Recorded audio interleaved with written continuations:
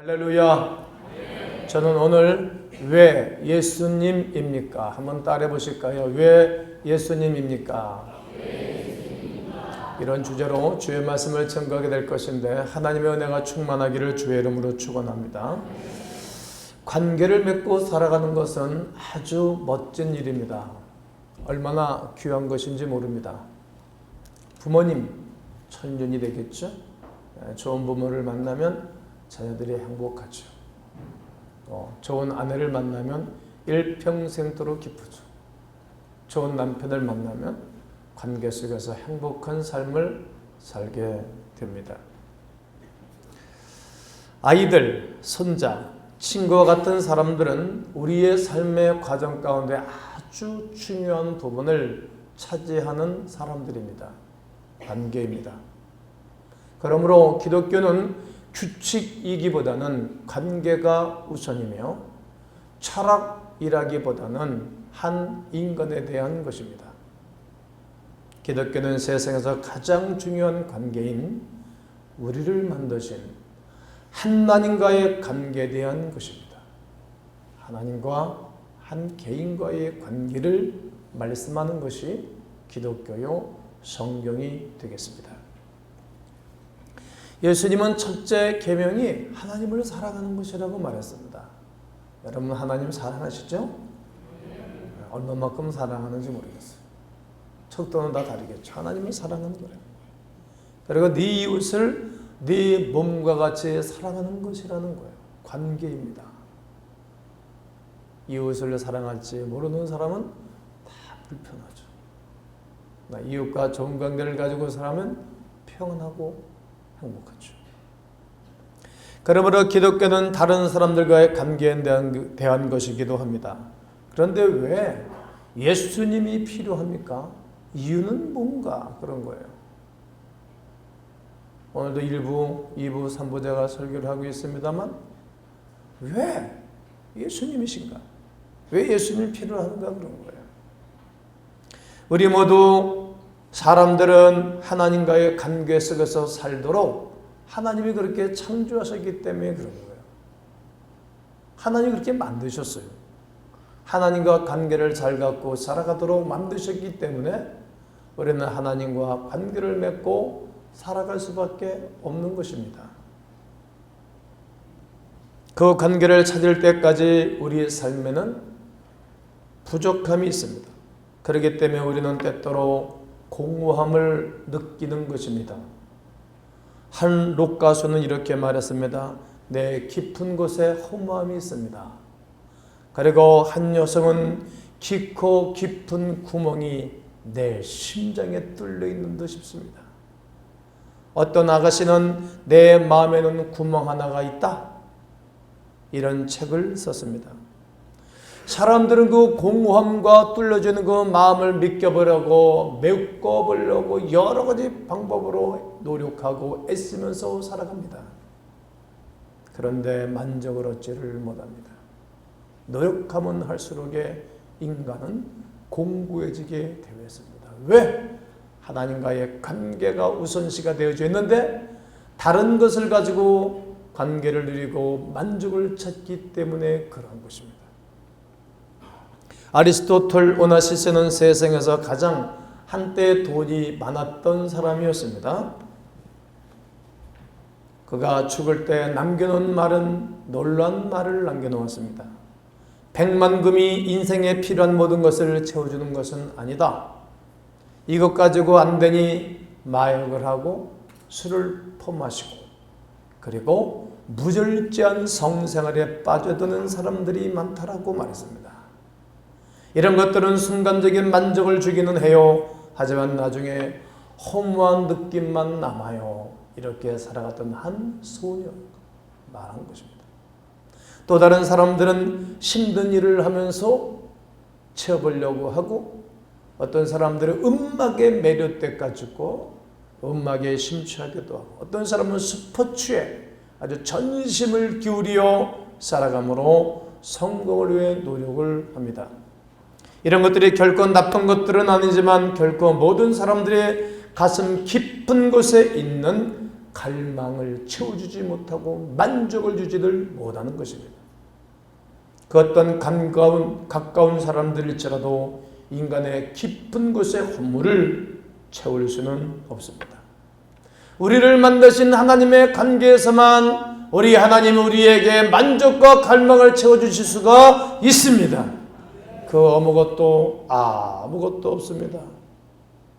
인간에게는 육신의 떡만이 아닌 혼만의 지식이 아닌 우리 영혼 깊은 곳에 영혼에 대한 갈망을 주셨고 이 영혼의 양식을 필요로 하고 있기 때문입니다. 하나님이 그렇게 만드신 것입니다.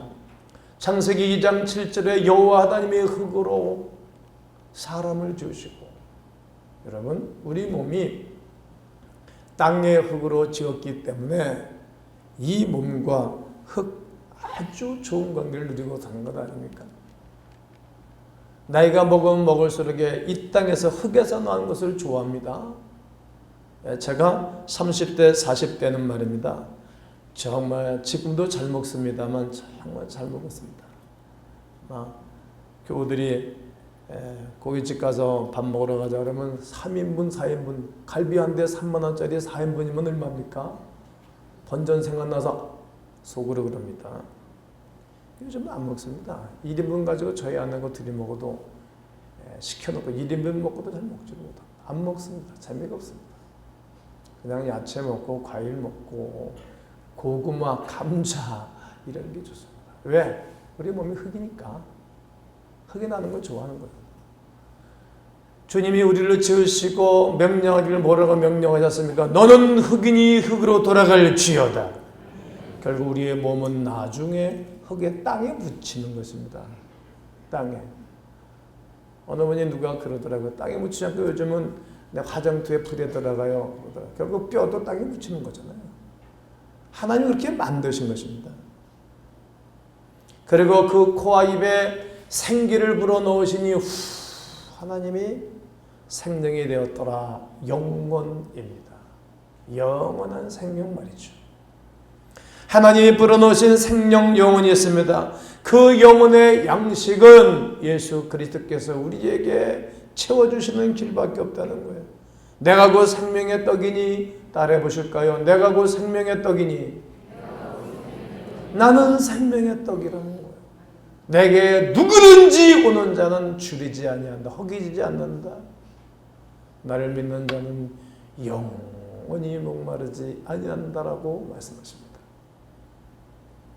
예수님은 우리 기쁜 것에 갈망을 채워주실 유일한 분이십니다. 다른 분은 없습니다. 왜냐하면 바로 그분 예수께서 우리와 하나님과의 관계를 화목하고 좋은 관계를 만들어 주실 분이기 때문입니다. 그 회복의 길은 대가를 지불해야 하는 것입니다.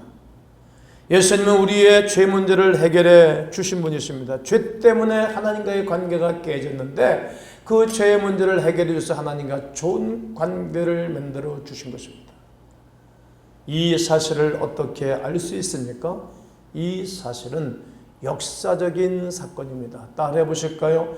역사적인 것이다. 그렇습니다. 우리의 기독교는 예수님의 삶과 죽음 그리고 부활에 기초한 것입니다. 우리의 신앙을 확고한 역사적인 증거 위에 세워진 것입니다. 그 예수님은 누구이십니까? 예수님은 지금까지 태어난 사람들 중에 가장 놀라우신 분입니다. 가장 영광스러운 분이십니다. 가장 존귀하신 분이십니다. 그래서 오늘 찬송의 코디도 예수 우리의 소망, 우리의 갈망하는 분이라고 여러분들이 박수를 치면서 기쁨으로 찬양을 드렸습니다. 예수님 우리 문명의 중심부에 있습니다. 즉 우리는 예수님의 이전을 BC, 예수님이 오시기 전을 BC, Before Christ, 예수님이 오시기 전이라는 거예요. 예수님이 오신 이유를 AD라고 그래요.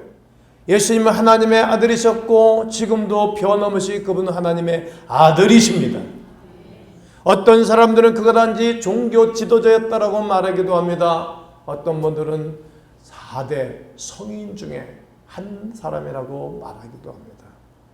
그러나 그 의견은 사실과는 너무나도 다른 이야기입니다. 예수님의 주장이 있습니다. 다 모든 사람들이 자기 캐릭터가 있는 것처럼 예수님의 캐릭터가 있습니다. 예수님의 주장이 있습니다. 예수님은 자신이 하나님과 동등한 지위를 가진 유일하신 하나님의 아들이시라고 그분이 친히 말씀을 하셨습니다. 또 그는 자신에게 다른 사람들의 모든 죄를 용서해 줄 수 있는 본인 자신이라고 말씀하셨습니다. 마가복음 2장 5절에 예수께서 그들의 믿음을 보시고 믿음을 보시고 중풍병자에게 말했습니다. 여러분, 중풍병자는 그럴 거예요. 내 병 고쳐주세요. 그렇게 말할 것이지만 주님은 그들의 병을 고쳐주지 않고 중풍병자에게 말하기를 작은 자야 네 죄의 사함을 받았느니라. 죄 사함을 받았다라고 선포해 주는 거예요. 이런 말을 누가 하겠어요? 목사가 할 수 있겠어요? 판사가 할 수 있겠어요? 판사는 율법 전서를 그 사람의 죄명을 다 조사해서 판례에 따라 언도를 내는 것 외에는 다른 길은 없어요. 판사가 죄를 용서해 주는 것은 아니에요. 죄를 용서 선언해 준 그 어느 누구도 없는 것입니다. 2장 10절에 그러나 인자가 땅에서 죄를 사하는 권세가 있는 줄 너희로 알게 하려 하노라. 인자 하나님의 아들인 내가 이 땅에서 모든 사람들의 죄를 사는 권세가 있는 줄을 너희로 알게 하겠다는 거예요. 너희로, 모든 사람들로. 그리고 중풍병자에게 선포해 주는 것입니다. 이 광경을 바라보고 다른 사람들이 놀랐습니다. 그리고 하나님께 영광을 돌려드렸습니다. 우리가 오늘까지 살면서 이러한 일을 도무지 보지 못하였다. 그럴 수밖에 없겠죠. 사람들의 죄를 용서와 자유를 선포해 줄 수 있던 메시지를 누가 할 수 있겠습니까? 어제 찬양 집회를 하는데 저는 정시에 딱 나와서 어제 찬양 집회 준비를 내가 얼마나 많이 했겠어요. 설교 준비도 철두철미하게 해가지고 영상까지 다 만들어가지고 했어. 자료를 선포하고 그랬죠. 야, 일본 사람이 이번에 광복절 기념감사 5회 축제 찬양 예배를 하면서 일본 사람들이 우리나라에 고려시대, 조선시대, 신라시대 총 합하니까 712번을 침투해 왔어요. 난 놀랬어요. 어제는 놀래더니 오늘은 놀래지도 않으시네. 712번을. 이야, 그 인간들 참 반성할 줄 모르고 참, 지금도 독도는 우리 땅이라고 말하는 건 침략행위 하는 거 아닙니까? 도대체가.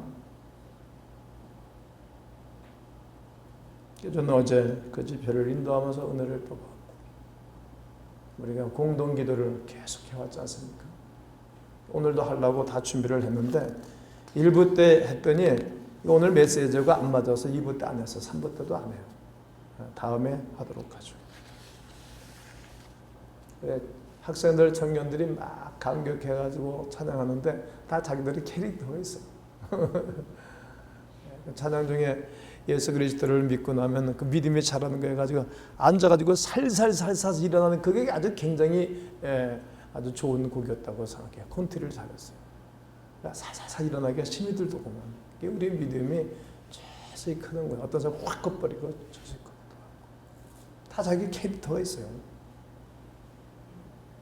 예수님은 모든 사람들의 죄를 사하는 권세, 그분의 캐릭터예요. 그래서 오신 거예요.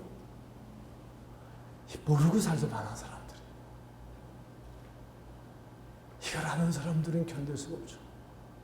감사하고 감격해서 말이죠. 예수님은 죽음에서의 승리하셨습니다.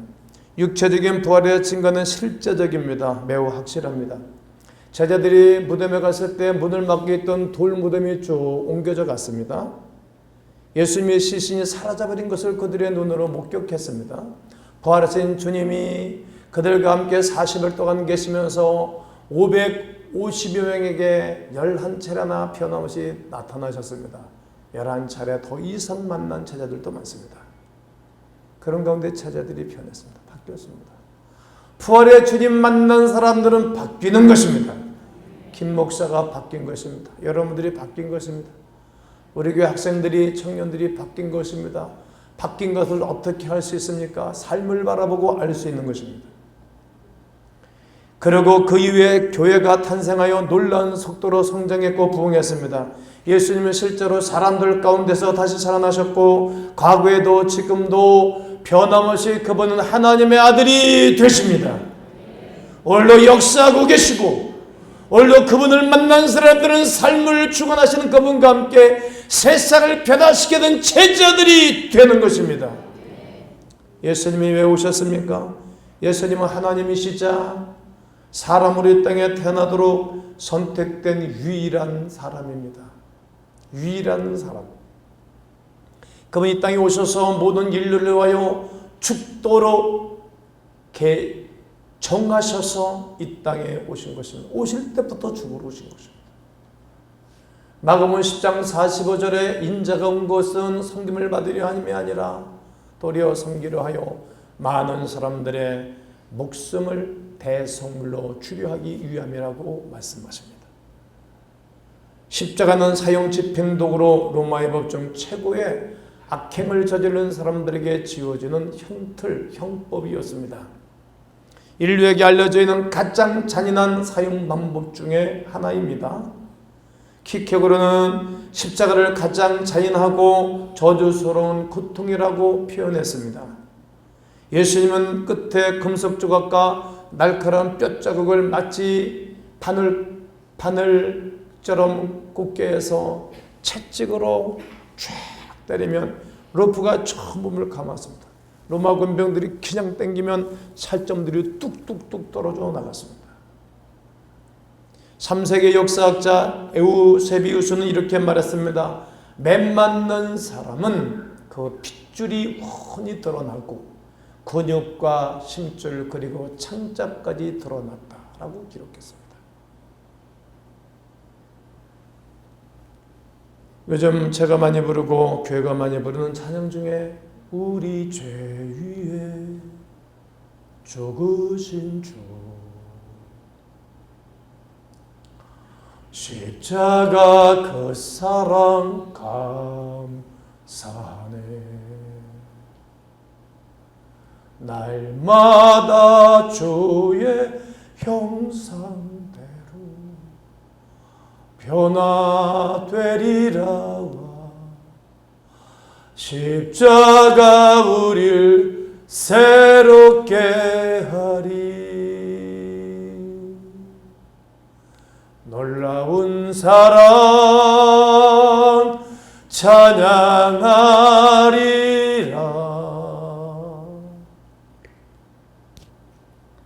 우리를 위하여 생명 주셨네 놀라운 사랑 찬양하리라 십자가의 그분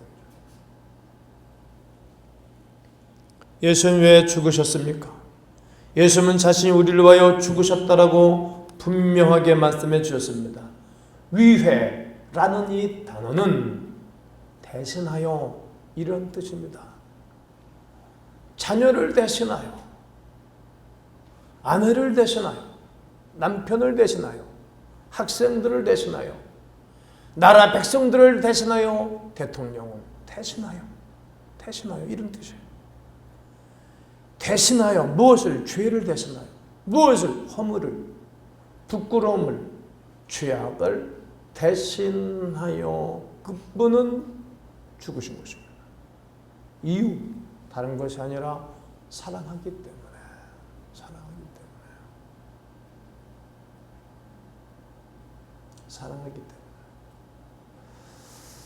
저에게는 형님이 3분인데 딸이 하나도 없습니다. 누이들도 다 아들들이고 2 누이만 딸들이 하나 있어서 우리 집은 딸이 귀합니다. 전에도 말씀드렸지만 우리 큰아들 애천이 낳고 난 다음에 우리 형님한테 보고했습니다. 형님 애 낳았습니다. 뭐 낳는가? 아들 낳았어요. 아유 그렇지 뭐 내 병신이나 장신 병신이나 우리는 아들 낳으면 병신입니다. 근데 우리 그 아들 낳고 둘째 예진이가 태어났는데 심각하게 못생기긴 했지만 정말 옛날에 못생겼지. 지금은 정말 귀엽게 생겼잖아요. 우리 수미하고 너무 비슷해. 내가 소개해준다고 그랬는데 어떻게 타임이 안 맞아가지고 한 달 동안 있다가 이제 어제 집회 마치고 태워다 줬는데 안 갔으면 좋겠는데 뭐 안 보낼 수도 없고 또 가갔다는 거예요. 공부하러. 가지 말아라. 그랬더니 왜 그래요 아버지? 이상하네. 늙으셨나 봐. 예, 가니까 보고 싶고 뭐 그렇대. 또 귀여운 짓을 하고. 여자아이가 너무 키가 크고 막 그러면 그런데 이거 조그마니까 내 호즘에도 들어갈 것 같아. 귀엽고 뭐 까시나봐. 제가 우리 딸아이를 위해서 뭘 못할까 그런 생각도 해봤어요. 태워다주고 이런저런 얘기하고 태워다주고 오면서 와가지고 저는 밥을 못 먹어가지고 왕대복 가서 저희 아내가 둘이 늦게 와서 밥 한 술 더 먹고 집에를 갔죠. 야, 딸한테 하는 거 10분의 1만 우리 엄마 아버지한테 했으면 참 좋으실 것 같다 그런 생각도 해봤어요. 그러니까 사랑하니까 뭘 못해주고 사랑하니까 사랑. 우리 주께서 왜 우리에서 죽으셨고 왜 부끄러움, 허물, 죄악을 단히 담당하시고 죽으셨는가? 그냥 오직 하나예요. 사랑하기 때문에. 사랑하기 때문에. 몸값을 지불하신 거예요. 십자가에 흘린 자신의 피와 물, 몸에 있는 물 생명이지 않습니까? 피 생명이지 않습니까? 그 다 쏟아주시고 그리고 우리에게 죄를 씻겨주시고 자유를 주신 것입니다. 무엇으로부터의 자유입니까? 죄로부터의 자유입니다. 죄 쌌은 사망이라고 요 로마서 6장 23절은 바울을 통해서 말합니다.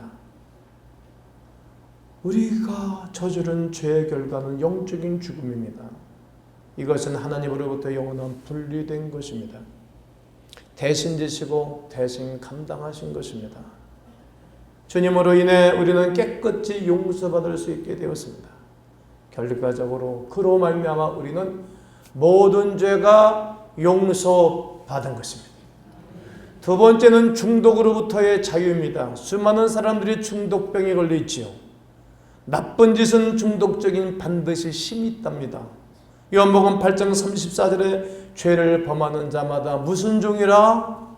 죄의 종. 죄이기 때문에 죄를 짓고 산다는 거예요. 삐뚤어진 인생들은 말이죠. 죄의 종이라는 거예요. 그러므로 아들이 너희를 자유케 하면 누가 예수께서 우리를 자유케 하면 참으로 자유하리라. 지난주까지 저는 자유에 대해서 4주간 동안 설교했지 않습니까? 생각보다 힘이 심각하다.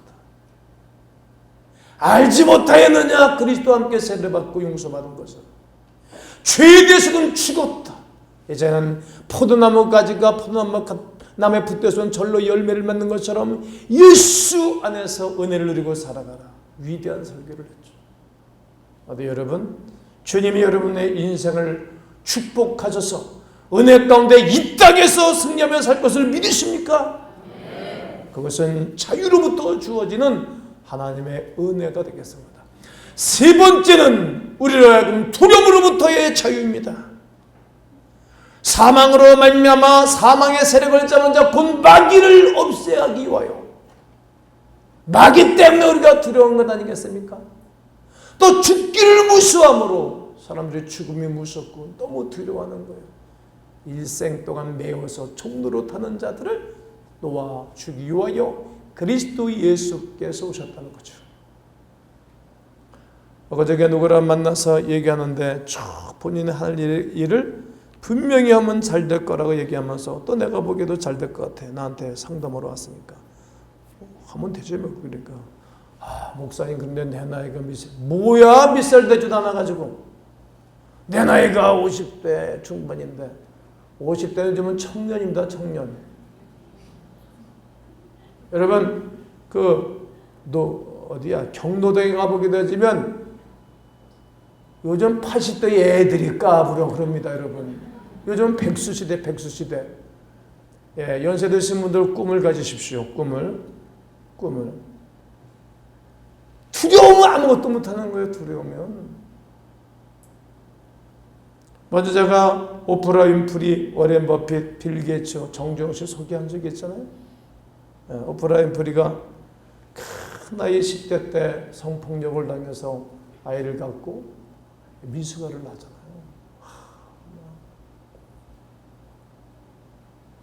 또 흑인에다가 오프라 윈프리가 되게 키가 죽어요. 여러분 보셔서 알잖아요. 그리고 흑인이에요. 배우질 못했어. 너무 어렵고 커서. 근데 그가 좋은 목사 만나고 교회 만나고 사람이 변하는 거예요. 그리고 책을 읽고, 그리고 수없는 성폭력을 당한 그런 자매들과 함께 얘기하다가 나도 옛날에 이렇게 성폭력 당했어요. 그러면 같이 우는 거예요. 자기 아픔을. 오프라 윈프리를 만나면 다 그 폭력이 있어가지고 사람들이 감동을 받아. 나도 그렇게 성폭력 당했다는데 사람 취급받지 못하고 살았는데 누구로? 그리스도 예수로 말미암아 수많은 사람들이 변한다.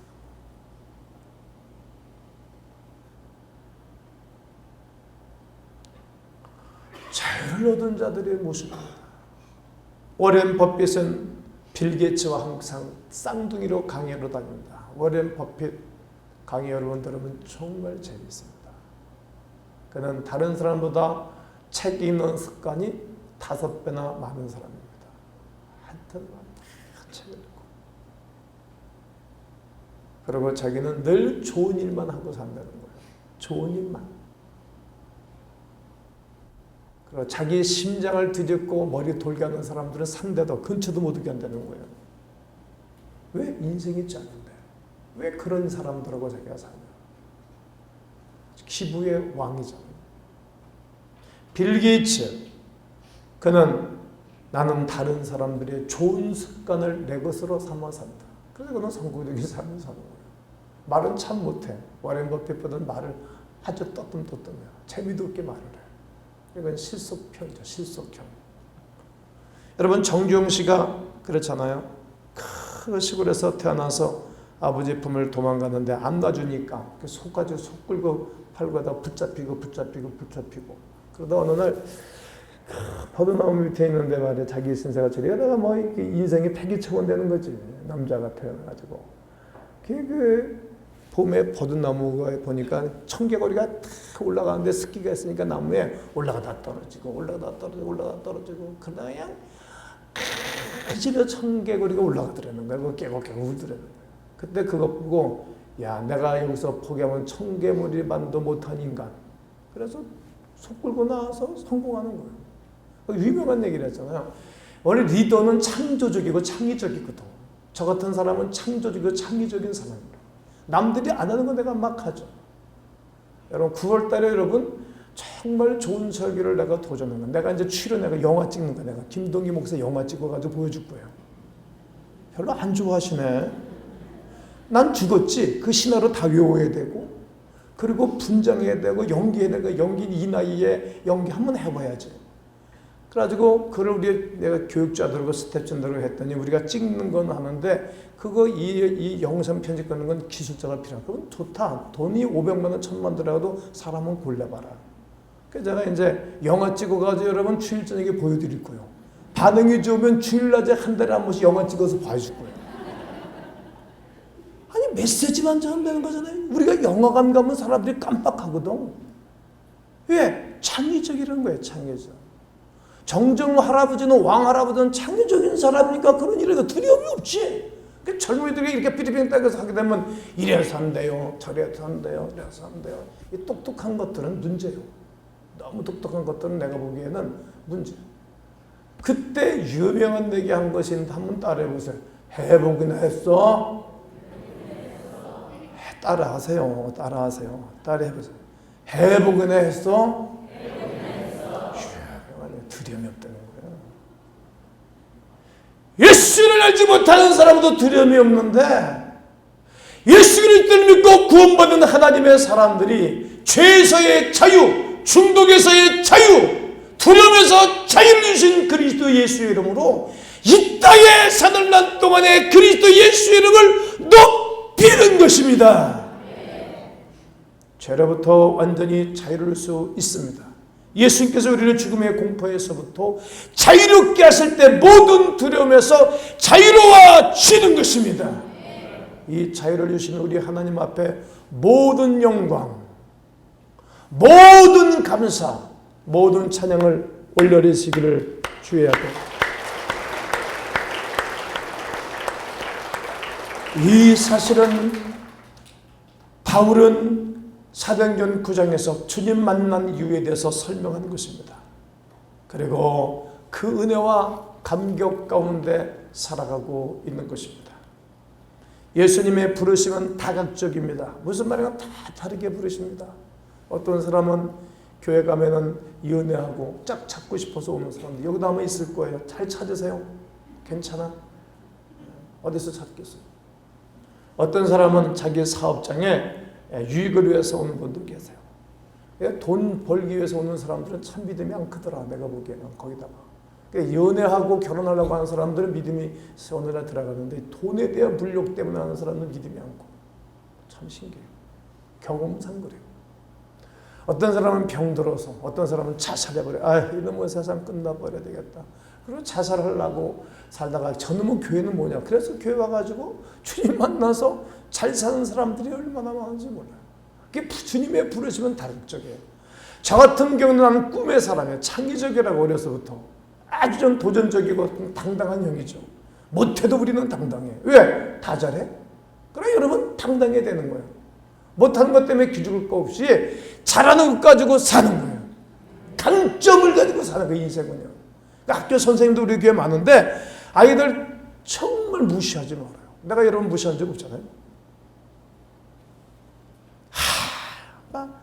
잘하는 건 뭐인가를 칭찬해주는 선생님이 정말 좋은 선생님입니다. 다 하나님 우리를 부르실 때 다각적으로 부르는 거예요. 여러 가지 방법을 해요. 그리고 주님을 만나서 하나님의 자녀를 삼게 하고 두 번째 부르심이 있어요. 두 번째 부르심은 하나님의 특별한 사역자로 부르는 거예요. 목사가 된다든지 하나님의 거룩한 일들을 위해서 말이죠.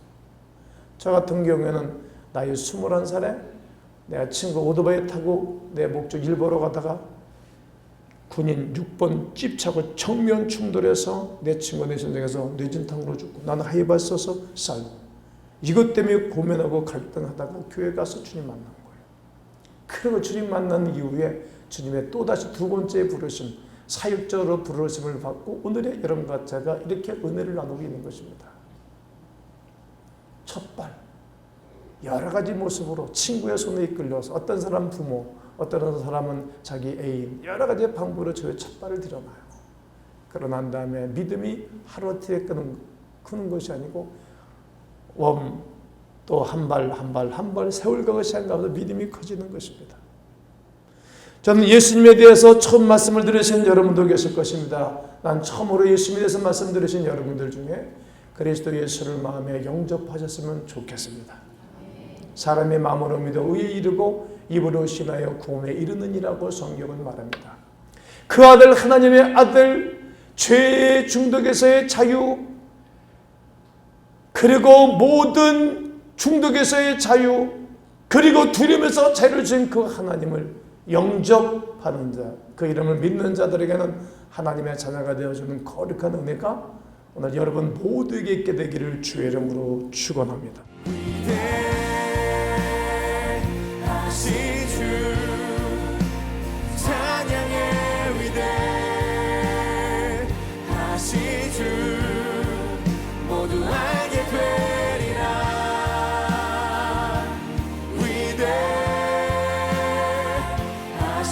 주